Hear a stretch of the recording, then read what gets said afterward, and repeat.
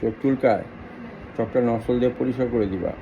আর হলো এখন আমি ওকে কী বলে মেডিকেশন দিয়ে দিব, এটা 3-4 দিন চালাও, যদি দেখা যায় এটা তো ভালো হয়ে গেছে আলহামদুলিল্লাহ, আর নাহলে পরে স্যালাইনের ব্যবস্থা করবো, ঠিক আছে?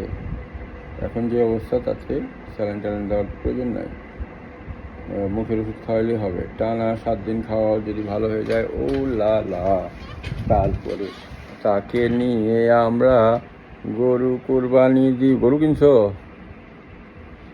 ওরে গরুর মাংস খাওয়াইবা, বুঝছো? কলিজা, তারপরে গুর্দার মাংস,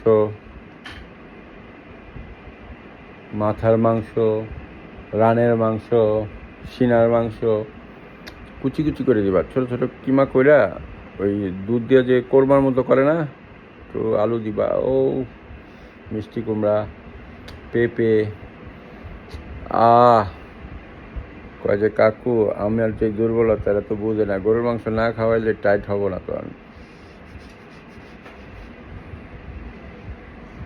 গরুর মাংস খাওয়াটা আসলে জরুরি, ঠিক আছে? এই যে গরুর মাংস আমি কালকে একটা ভিডিও দেখতেছিলাম, ইউরোপ আমেরিকা বহু আগে, এই ইউরোপ আমেরিকার যে মেডিসিন ইন্ডাস্ট্রি,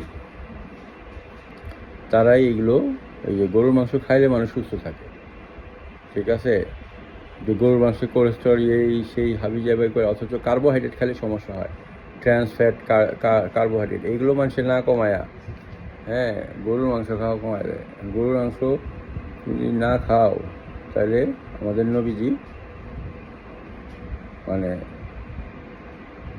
গরু, খাসি, দুম্বা এগুলোর পায়ের রানের মাংস খাইতো, সলিড কচকচা, ঠিক আছে? এগুলো খেলে কি হবে? তোমার হার্টের রোগ হইতে হইলে কেমনে হয়?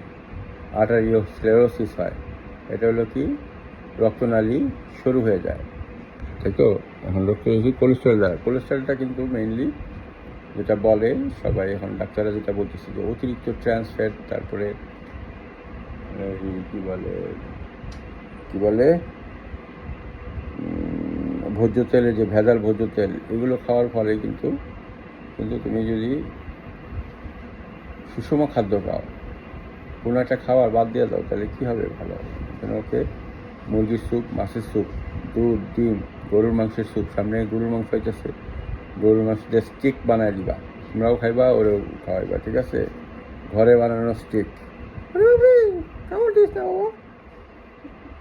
আমি তো স্টিক খাইলে তখন তো আমি বাঘ হয়ে যাবো, তো এখন পয়লা কামড়